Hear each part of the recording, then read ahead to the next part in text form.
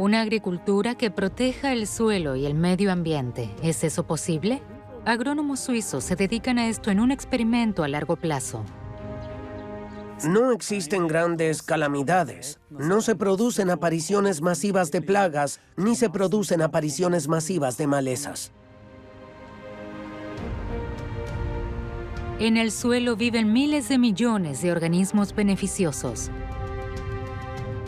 Esta simbiosis es muy importante para el sistema inmunológico del suelo. Podemos imaginar estos hongos micorrizos como una red, una densa red en el suelo.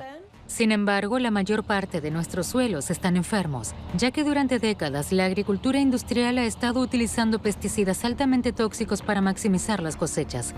Esto provoca la muerte de las abejas y muchas otras especies beneficiosas. La atención se centra principalmente en tóxicos que han estado en el mercado durante mucho tiempo, los neonicotinoides. ¿Observas lo rojo? Este polvo rojo. Esa es la abrasión, por así decirlo. Y esa capa, que no quedó en el grano de maíz, llegó al ambiente. ¿Cómo pueden protegerse mejor el suelo y los insectos?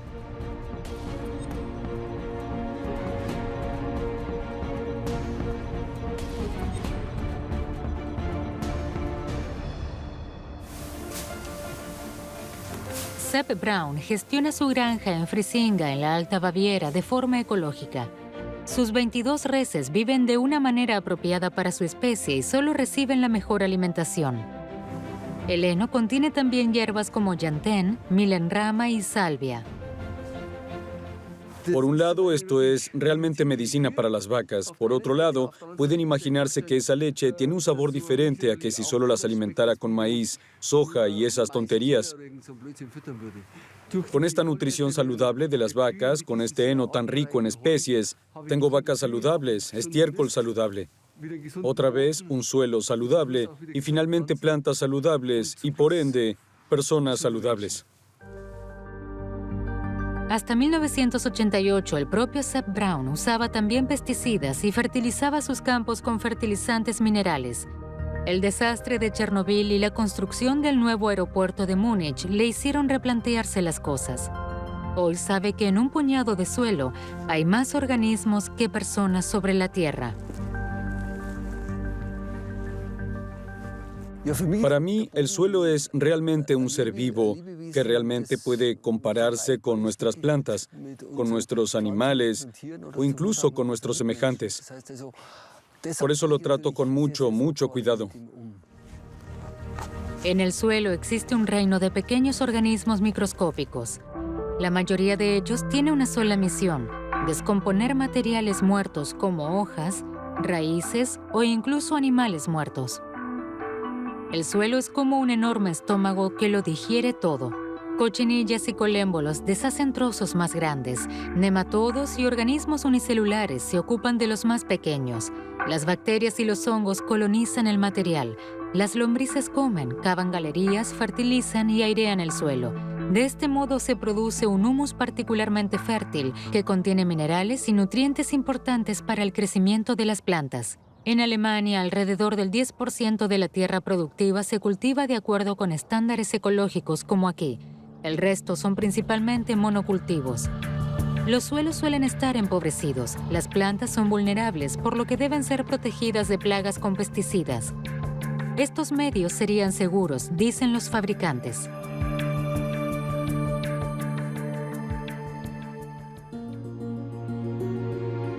El Brisgovia, cerca de Friburgo, una región fértil. Aquí hay abundancia de polen y néctar. No es de extrañar que Christoph Koch traiga aquí a sus abejas desde hace muchos años. Koch es apicultor de profesión en la 6ª generación. Son criaturas fantásticas.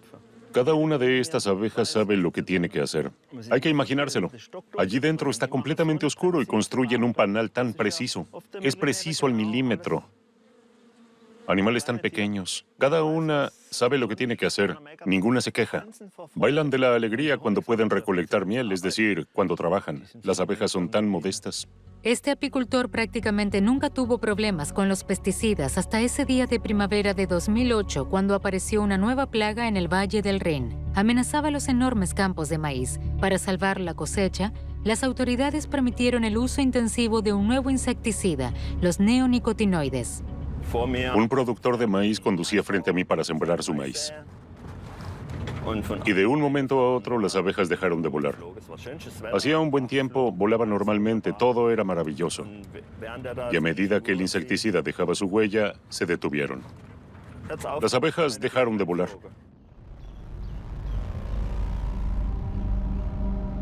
En solo 2 días, la nube tóxica mató a 12.000 colonias de abejas. Más de 500 millones de ellas murieron de forma agónica.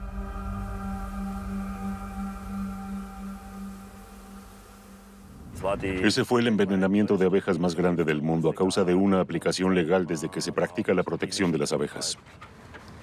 Una historia muy frustrante, muy emotiva. Eso me hizo muy mal. Incluso llegó tan lejos que ya no podía ir a ver a las abejas, porque cuando iba hasta el colmenar, venía el olor de las abejas muertas. No podía aguantarlo. Durante la siembra, el pesticida rojo se desprendió de los granos de maíz y llegó así al ambiente.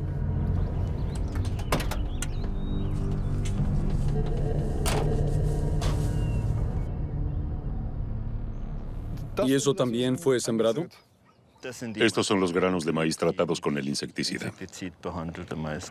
¿Y cuál era el problema entonces? Observa lo rojo, este polvo rojo. Esa es la abrasión, por así decirlo. Y esa capa, que no quedó en el grano de maíz, llegó al ambiente. ¿Y eso mató a las abejas de inmediato? Una parte de inmediato.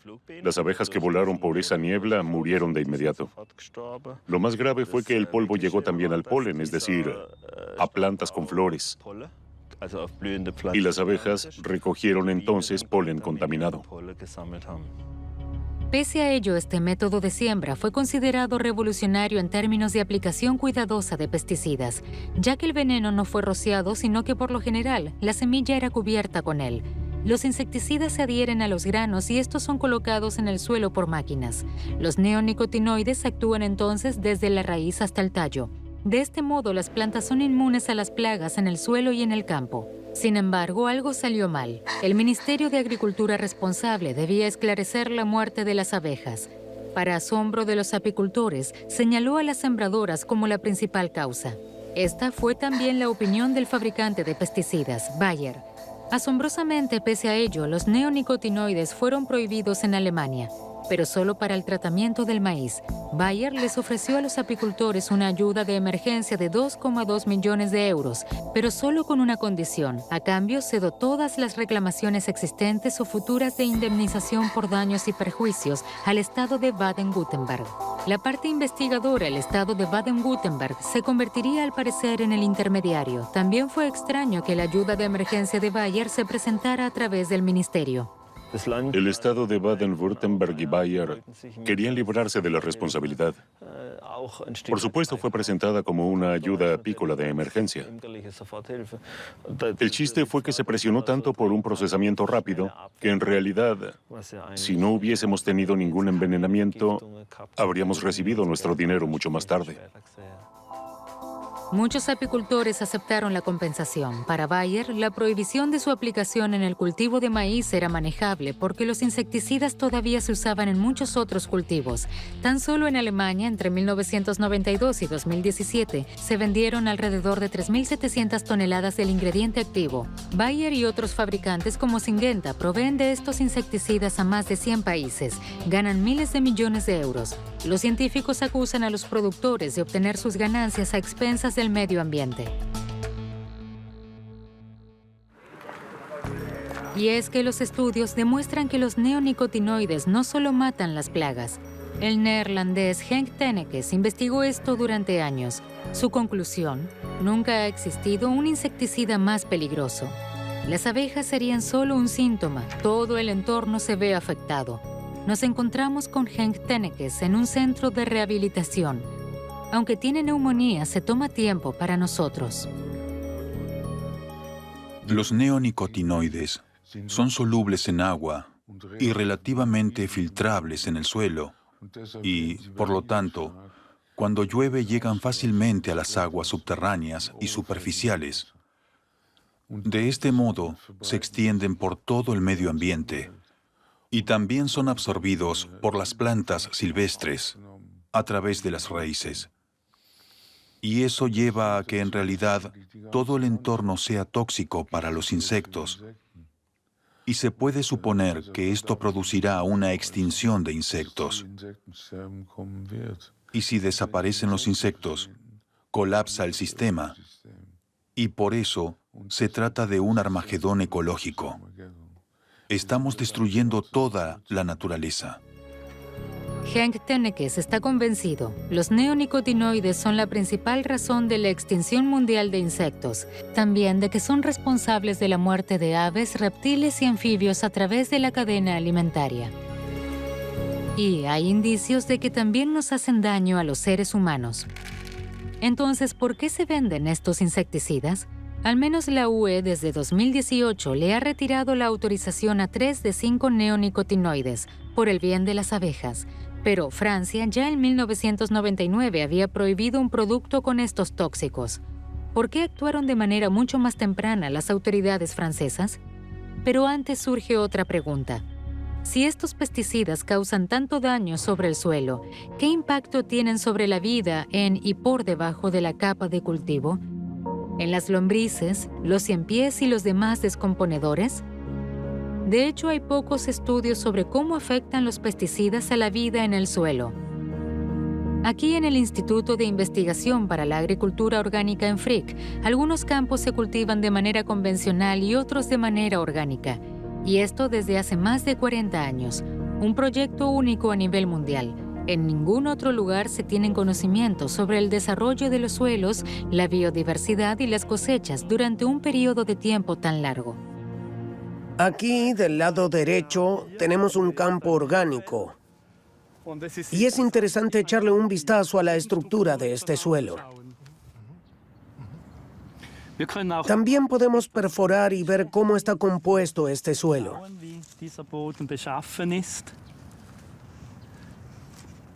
Vemos que se deshace con mucha facilidad. Es quebradizo, muy rico en nutrientes. Y si queremos preparar este suelo para la siembra de la soja, solo necesita una ligera línea de rastra. El hecho de que el suelo del campo de maíz sea tan quebradizo se debe principalmente a las lombrices. Por lo general, en suelos orgánicos hay el doble de lombrices que en suelos cultivados convencionalmente.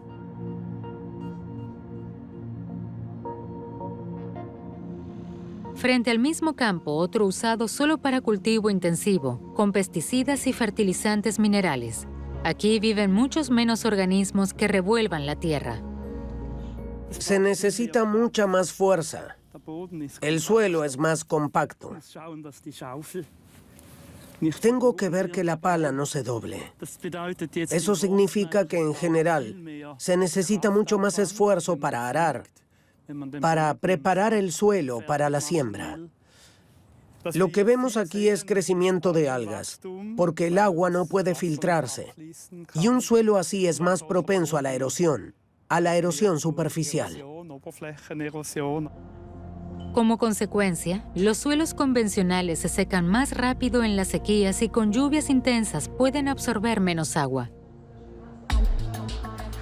Uno de los objetivos de estos científicos de suelos es fortalecer los cultivos de tal manera que puedan defenderse de las plagas sin la ayuda de pesticidas. Esto incluye una comprensión básica de los procesos microbiológicos en el suelo. Esto no es una tarea fácil con miles de millones de organismos que viven en la oscuridad y que a menudo no son reconocibles a simple vista. La científica ambiental Nora Efosa lava muestras de suelo. Quiere analizar bajo el microscopio principalmente las raíces, ya que para una planta sana lo que absorben sus raíces es fundamental. Con las raíces nos preguntamos cómo se ven las raíces. Han formado las plantas muchas raíces, una gran masa de raíces, lo que significa que estarían mejor adaptadas a la sequía. Tienen más superficies en el suelo a las que pueden llegar, de donde extraer nutrientes. Y también nos preguntamos por la calidad de las raíces, es decir, qué tan buenas son, qué tan gruesas se han desarrollado, qué tan fuertes son. Un suelo sano les ofrece a las raíces todo lo que necesitan. Hongos microscópicos, los denominados hongos micorrízicos, ayudan en esto. Viven en simbiosis con el 80% de todas las plantas terrestres. La planta le proporciona al hongo azúcar para la construcción celular. A cambio recibe nutrientes, por ejemplo fosfato, para crecer. Para los científicos, una gran cantidad de hongos micorrízicos es una señal de un suelo particularmente saludable.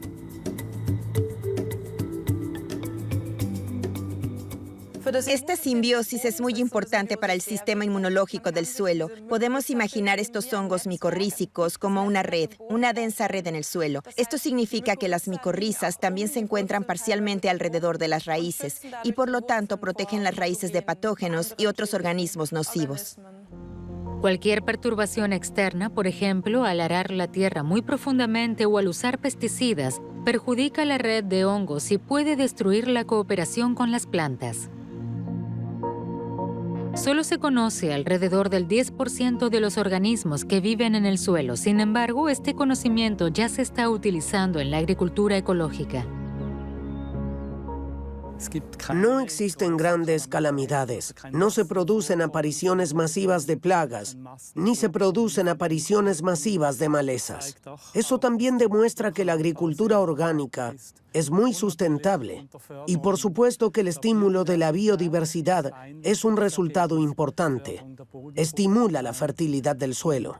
Y también tiene un impacto en el clima. La agricultura orgánica tiene un gran potencial. Las cosechas en la agricultura orgánica están en promedio alrededor de un 20% por debajo de las de la agricultura industrial, cuyo seguro contra malas cosechas son pesticidas altamente tóxicos. El mercado de pesticidas en Europa está dominado por 3 grupos: Bayer, BASF y Syngenta. En Alemania están aprobados alrededor de 1.000 pesticidas, herbicidas contra malezas, fungicidas contra hongos e insecticidas contra plagas de plantas. Aquí se venden alrededor de 90.000 toneladas de pesticidas al año. Un pesticida consta de un ingrediente activo tóxico y un aditivo a menudo también tóxico. Esto hace que el agente sea, por ejemplo, soluble en agua. Los ingredientes activos más conocidos son el glifosato y los neonicotinoides. Estas neurotoxinas son la causa de una enorme muerte de abejas. En el verano de 2008, fueron envenenadas en Brisgovia alrededor de 500 millones de abejas. Durante mucho tiempo se sospechó que los neonicotinoides no solo matan a las plagas, sino también a otras especies. No obstante, los inventores, el grupo Bayer y otros fabricantes pudieron mantener estos insecticidas en el mercado. Hasta 2018, cuando la UE retiró la autorización de 3 de un total de 5 neonicotinoides.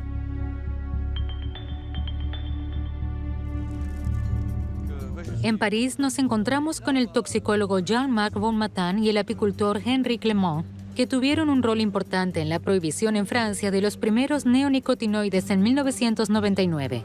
En ese momento, los apicultores reclamaron por la desconcertante muerte de abejas. Bonmatin demostró que los pesticidas fabricados por Bayer eran responsables. Cuando los resultados se hicieron públicos, el grupo reaccionó.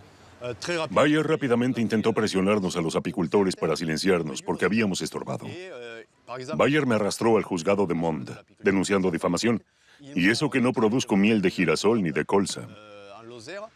En ese momento era presidente de los apicultores profesionales. Pero me demandaron como persona privada, no en mi función oficial. Nuestro abogado me defendió y ganamos. No fueron por una revisión, pero no fui el único. Los científicos también estuvieron bajo presión. El objetivo era detener todo el debate porque querían seguir vendiendo sus cosas. Lo único que les importa es ganar dinero. El Ministerio de Agricultura francés también estaba alarmado por las muertes de abejas y encargó un estudio. Sí, incluso antes de empezar nuestro estudio, Bayer trató de imponernos sus valores de umbral y su metodología a través del Ministerio de Agricultura. Así que ya empezó mal. Cuando tuvimos los resultados, vinieron a nuestro laboratorio para volver a comprobar mis análisis para encontrar un error. Realmente querían encontrar un error. Pero como habíamos demostrado sin errores que la toxina llega a la flor, tuvieron que aceptar los resultados. Y cuando describí la influencia de Bayer a la prensa francesa, recibí 2 cartas notariales de Bayer. una a mi persona y otra a la dirección del instituto. Tenían que hacer valer su influencia sobre mí para que mantenga la boca cerrada. Así que yo, el científico, debería guardar silencio y ocultar los resultados para no interferir en los negocios de Bayer. Jean-Marc Bonmatin trabaja en uno de los institutos de investigación estatales más prestigiosos de Francia. Fue uno de los primeros en enfrentar de forma crítica los neonicotinoides. A mediados de la década de 1990, el Ministerio de Agricultura francés encargó a este toxicólogo que resolviera las misteriosas muertes de las abejas. El sospechoso, imidacloprid, el neonicotinoide de Bayer. Nos cuenta que a petición del ministerio también participaron en el estudio empleados de Bayer. Creo que es normal que una empresa como Bayer sea informada de que se está realizando un estudio sobre uno de sus productos. Pero no es para nada normal que entonces representantes de esta empresa, sobre cuyo producto en última instancia hay que decidir, estén involucrados hasta en el último detalle del diseño del estudio, también en la financiación e incluso en la publicación de los resultados finales. Para el examen debían enviarse abejas a campos de girasoles tratados con neonicotinoides y por otra parte a campos de control sin insecticidas. Una comparación sensata, un campo con tóxicos, otro sin ellos. Al menos eso es lo que pensaban Jean-Marc Bonmatin y sus colegas. Entonces analizarían solo los campos con el tóxico de Bayer, no el campo de control. Sin embargo, después se dieron cuenta de que el campo de control también estaba contaminado con un insecticida. Los científicos nos quejamos por esta serie de pruebas cuando vimos que los campos de control habían sido tratados con fungicidas y con otros insecticidas, y eso no nos parecía normal para una serie de pruebas de esta calidad. Pero nuestra queja no fue escuchada por el comité directivo de este estudio.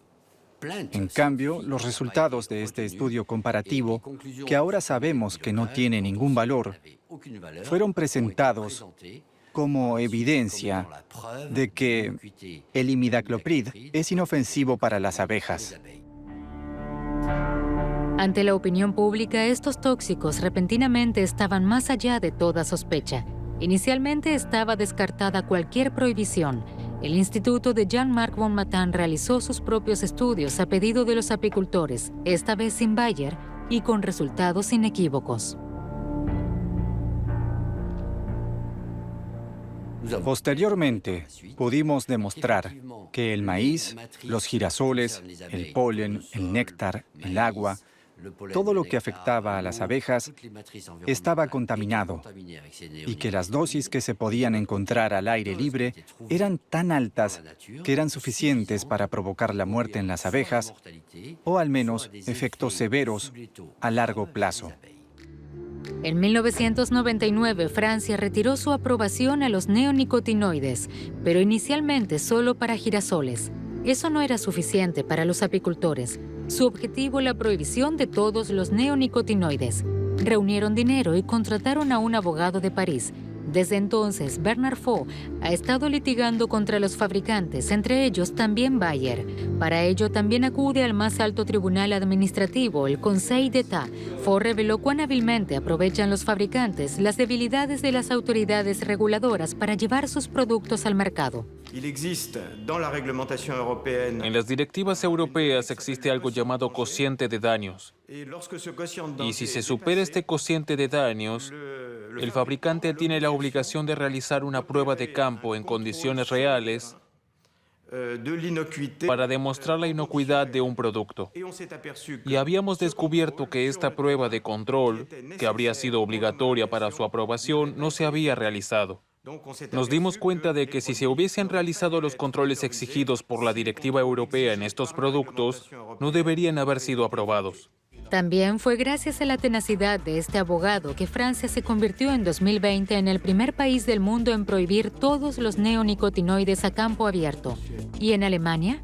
Aquí también Bayer, Syngenta y BASF tuvieron muy buenos ingresos. Se han utilizado estos tóxicos desde mediados de la década de 1990.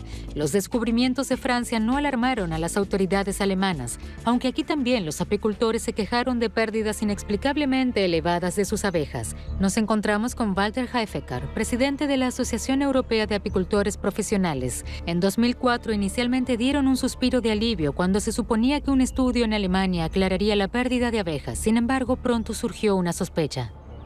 Se realizó el monitoreo de las abejas alemanas después de que existiera el riesgo de que el procedimiento de Francia pudiera extenderse a Alemania.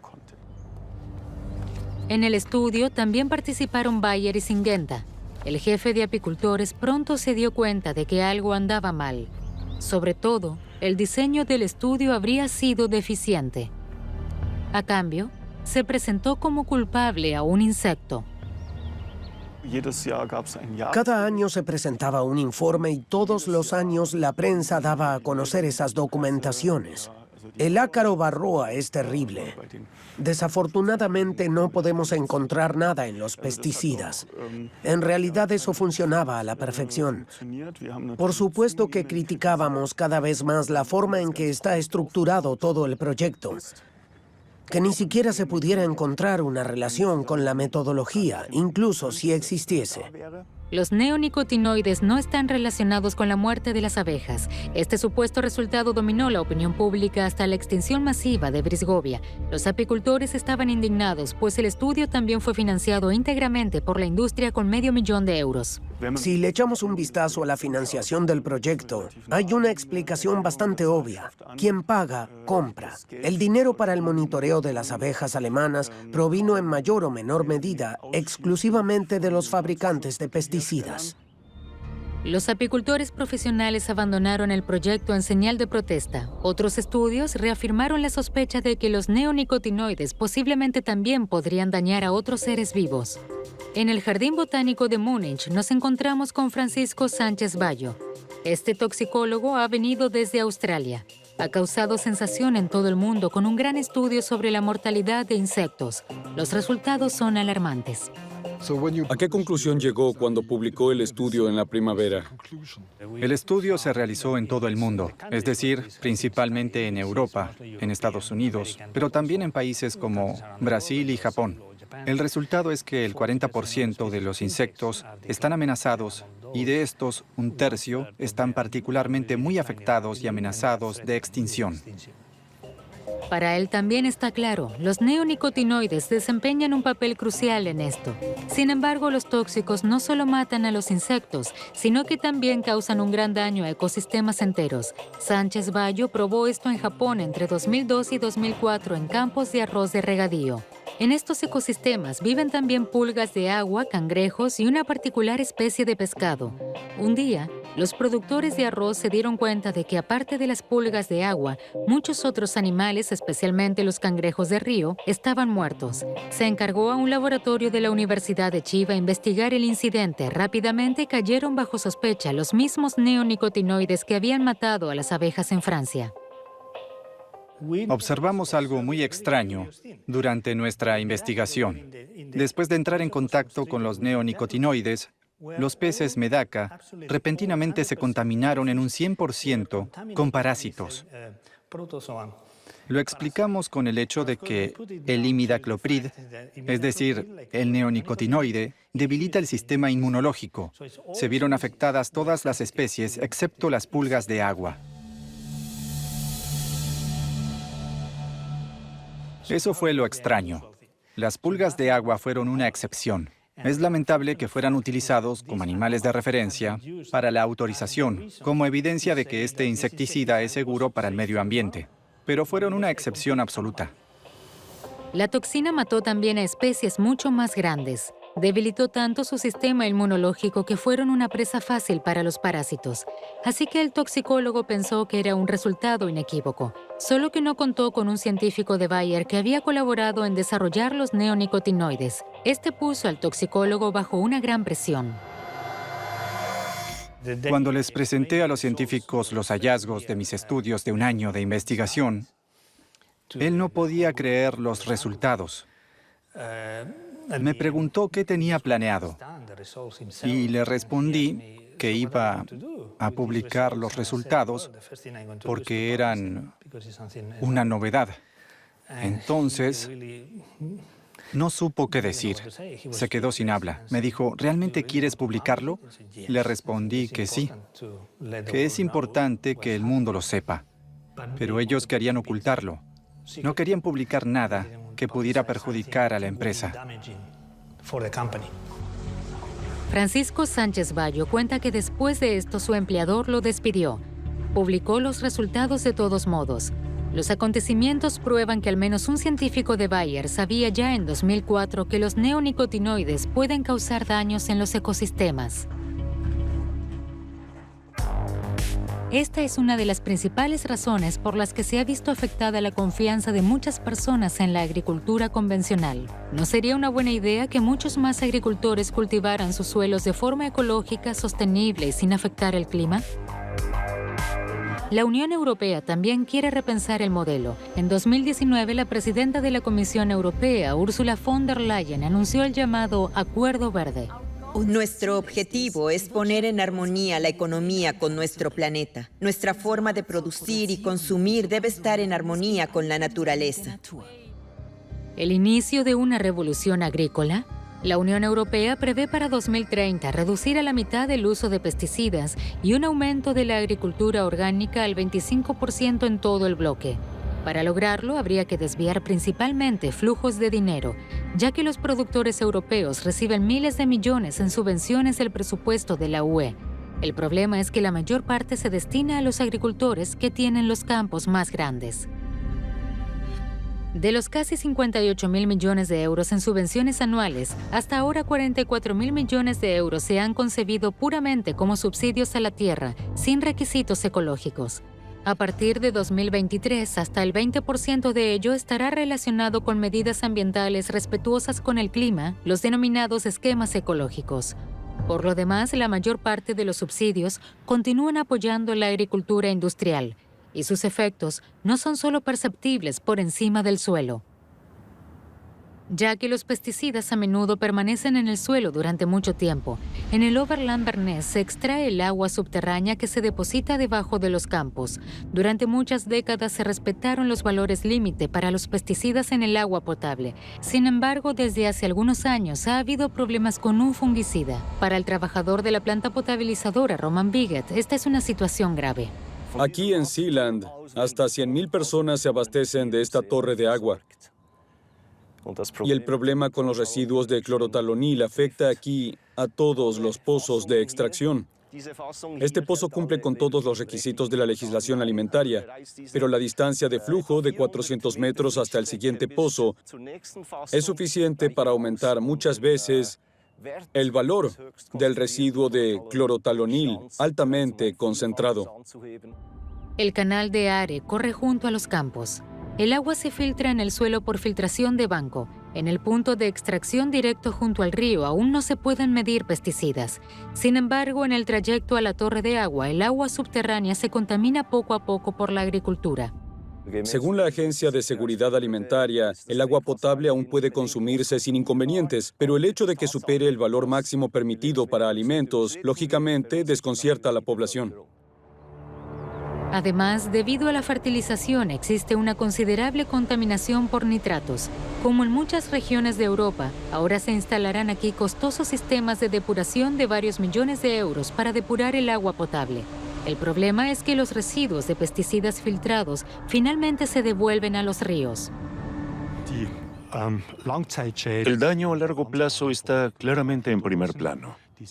Porque si bien las dosis que se toman a diario o regularmente son relativamente pequeñas, con el tiempo tienen un efecto. Almacenamos estas toxinas en nuestro cuerpo, eliminamos una parte y almacenamos otra parte, pero permanecen ahí y también se mantienen activas. Y con el tiempo, estos daños se acumulan. Todas estas enfermedades sencillamente aumentan con el tiempo. Se habla de civilización de las enfermedades. Muchos estudios independientes sugieren una relación entre diversos tipos de cáncer o enfermedades neurológicas como la enfermedad de Parkinson y el uso de pesticidas. Según nuestra investigación, Bayer evidentemente ha intentado durante años evitar una prohibición general de los neonicotinoides. ¿Pero qué dice Bayer al respecto? Ya en 2019 nos pusimos en contacto con Bayer, pero no pasamos de la puerta de la fábrica. Bayer rechazó toda entrevista frente a cámara. No respondió a ninguna de nuestras preguntas por escrito. Por el contrario, el grupo criticó lo que, según su opinión, sería estar siendo tratado de forma injusta por los medios y nos escribió en una declaración general. Bayer sigue convencido de que el uso de neonicotinoides es seguro para los seres humanos y el medio ambiente si se emplean de forma responsable y de acuerdo con las instrucciones de uso. Los neonicotinoides no matan abejas, insectos o peces, tampoco a largo plazo. Ese es el resultado de los estudios de Bayer. Sobre el reclamo de manipulación, ni una palabra. Nuestra investigación nos lleva nuevamente a Henk Tennekes. El toxicólogo se encontró con 2 estudios de Bayer con un contenido explosivo. En uno de los estudios, un científico de Bayer describe los efectos negativos del imidacloprid, el primer neonicotinoide, en las células nerviosas de una especie de mosca. Estos serían irreversibles. El imidacloprid es el primer insecticida altamente eficaz, cuyo principio de acción se basa en un bloqueo casi completo y prácticamente irreversible de los receptores.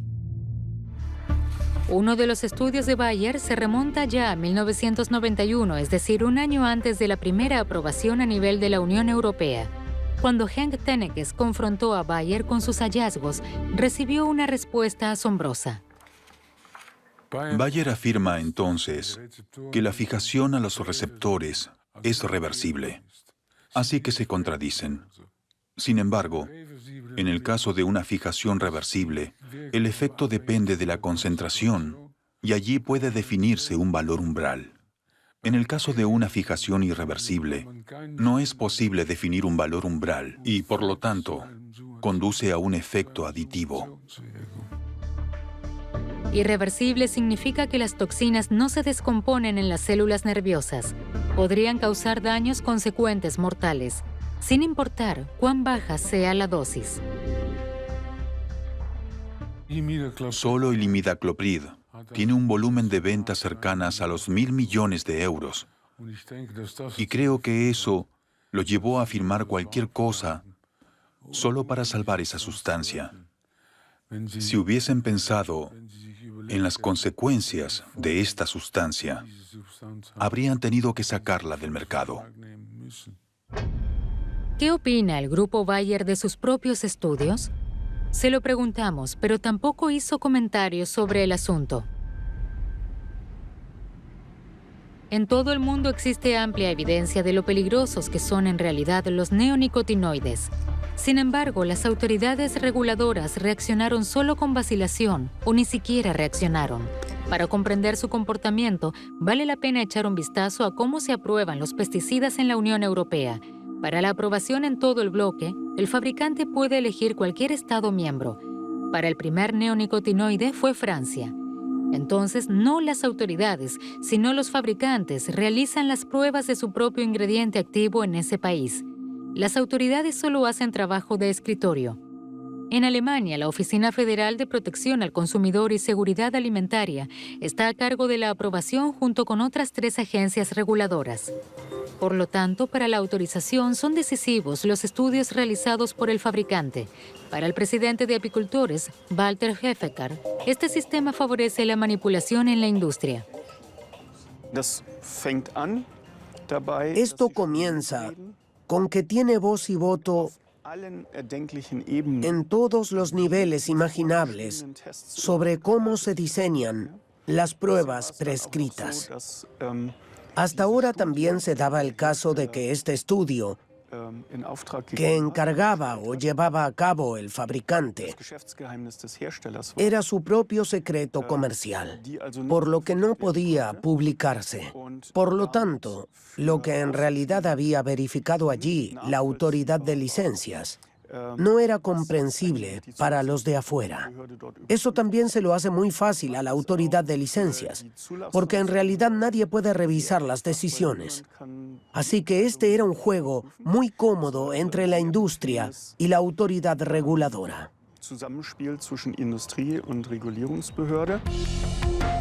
Y esto sigue siendo así hasta hoy. ¿No sería mejor para el bien común si los estudios de aprobación fueran realizados en el futuro por laboratorios independientes en lugar de poderosas compañías químicas? Queremos hablar sobre esto con la ministra de Agricultura alemana. Intentamos conseguir una entrevista durante semanas. Finalmente logramos conversar con un empleado, pero sin cámara y sin la ministra Klöckner. Se nos dice que la ministra se compromete a seguir desarrollando los procedimientos de aprobación y autorización de acuerdo con el estado actual de la ciencia y la tecnología. Sin embargo, una directiva de la UE que endurecería las reglamentaciones de aprobación de pesticidas está en suspenso desde 2013, y Alemania también está implicada en este retraso. Para críticos como el abogado francés, es resultado del exitoso trabajo de grupos de presión de fabricantes como Bayer. No podemos ser ingenuos. El objetivo y el propósito de estas empresas es hacer negocios con estos productos. Y lo hacen por todos los medios a su alcance. Hasta allí resulta normal. Lo que no es normal es infringir la ley, esconder cosas, ganar tiempo para evitar que productos dañinos sean retirados del mercado. La industria siempre encuentra nuevas formas de seguir vendiendo neonicotinoides. Debido a lo que se conoce como una aprobación de emergencia de las autoridades, ahora se emplean para la remolacha azucarera y los fabricantes pueden seguir exportándola a todo el mundo. ¿Pero necesitamos realmente pesticidas? ¿Podría alimentar también a la humanidad una agricultura sin productos químicos? ¿Y si hubiese menos carne en nuestros platos y se desperdiciara menos comida? Quienes trabajan en agricultura orgánica lo consideran posible. La agricultura moderna no necesita suelo vivo porque sencillamente quiere reemplazarlo con recursos químicos. Pero tendremos que hacer todo lo posible para recuperar su vitalidad, porque así realmente podremos resolver los problemas del cambio climático, el agua limpia y la biodiversidad.